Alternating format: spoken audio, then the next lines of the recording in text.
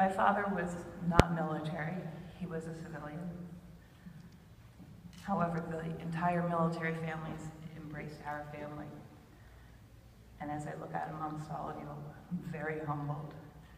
And on behalf of the families, I would like to thank you for recognizing our loved ones for what they endured 35 years ago. As you can see, the emotions are still very raw.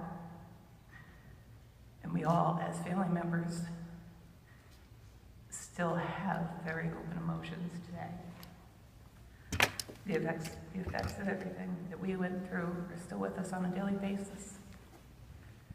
I know that our time is very brief to be up there to thank you for the recognition. So I'd like to turn the mic over to somebody who's not quite as emotional, Colonel Rader. Thank you.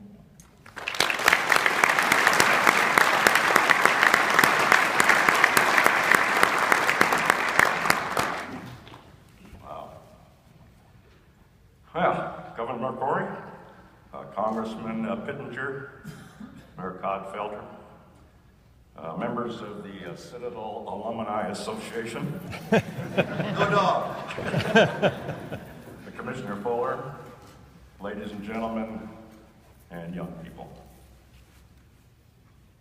We have a very short time to thank John and the Carolinas Freedom Foundation for this magnificent, awesome display.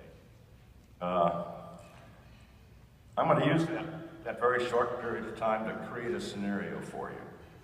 Let's suppose if it was possible for you to interview some of the magnificent young Americans I've been privileged to serve with, to fly with, to cry with when we lost one of our colleagues in combat.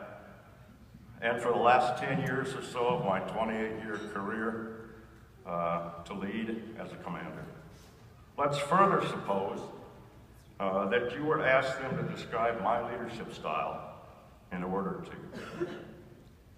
I hope their responses would include traits like professional, maybe even fair.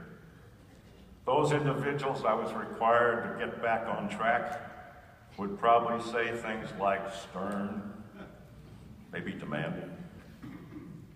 One trait, however, that I'm absolutely sure would not readily come to mind under those circumstances would be humble. Be that's just the way I'm wired, and I know it. Be that as it may, this morning I stand before you as a man that is both honored and humbled. I am honored and humbled to be in the presence of North Carolina's nationally recognized Governor Pat McCrory. It isn't every day that one gets to come face to face with a leader he voted for. Twice.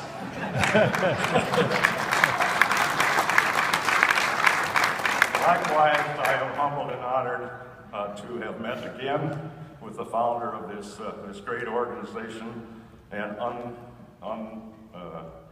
a truly American hero, Colonel Quincy Collins.